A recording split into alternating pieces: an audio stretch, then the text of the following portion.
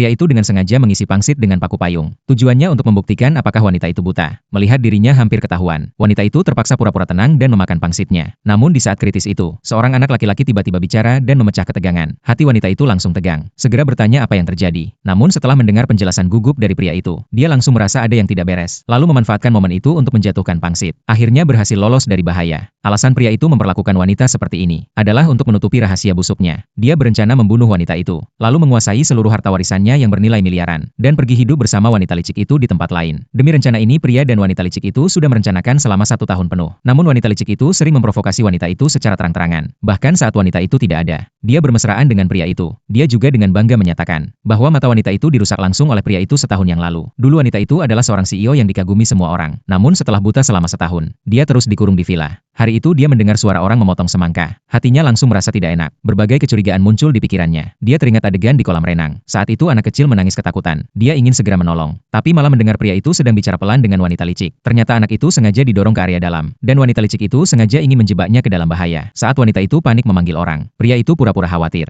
menggendong anak itu keluar dari kolam, lalu menyalahkan wanita licik karena ceroboh. Wanita licik pun ikut pura-pura sedang memeras jus dan tidak sengaja lalai. Walaupun wanita itu merasa curiga, karena tidak bisa melihat, dia hanya bisa menekan rasa tidak tenangnya. Beberapa hari kemudian dia mendengar pertengkaran antara pria dan wanita licik di lantai bawah. Dia samar-samar mendengar kata obat bius. Saat dia ingin bertanya, pria itu buru-buru bilang, mereka sedang membahas pengobatan untuk matanya. Tapi dari nada bicara mereka, wanita itu bisa merasakan maksud jahatnya. Wanita licik itu terlihat ramah, namun diam-diam terus menguji dirinya. Padahal mereka tahu dia hanya minum air hangat. Tapi saat diberi minum selalu diberi air dingin. Saat membantunya ke kamar mandi malah sengaja mengingatkan lantainya licin. Mengingat semua itu wanita itu makin curiga. Sampai suatu hari dia tiba-tiba terjatuh, dan menyadari bahwa dia bisa melihat. Di tengah rasa gembiranya, dia melihat anak kecil itu ternyata bukan anak kandungnya. Tapi semua ini dikatakan anak kecil itu kepada pria tersebut. Setelah mendengar hal itu, pria itu langsung panik. Melihat reaksinya, wanita itu berkata, anak kandungnya memiliki tanda lahir di leher. Namun tidak tahu apakah tanda itu masih ada saat dia tumbuh besar. Lalu dia menyuruh pria itu untuk memeriksa. Setelah melihatnya, pria itu langsung bilang tidak ada tanda lahir. Saat itu juga wanita itu sadar, anak laki-laki itu bukan anak kandungnya, dan juga bukan anak dari wanita licik itu. Setelah menyadari hal itu, wanita itu segera sadar hal terpenting sekarang adalah mengumpulkan bukti, dan mencari kembali anak kandungnya yang hilang. Namun saat itu juga dia tiba-tiba menemukan sepatu hak tinggi miliknya yang dulu sudah dibuang. Adegan itu membuatnya sadar itu adalah jejak yang ditinggalkan wanita licik. Saat itu dia teringat ada kamera pengintai tersembunyi di rumah. Selama dia bisa mendapatkan USB dari komputer, semua kebenaran bisa terungkap. Maka saat pria itu masuk ke dapur, dan wanita licik pergi keluar, wanita itu langsung membawa anak laki-laki ke kamarnya, memintanya untuk tetap di tempat dan menunggu. Lalu dia diam-diam masuk ke ruang kerja. Namun saat baru menyentuh laptop, pria itu tiba-tiba kembali.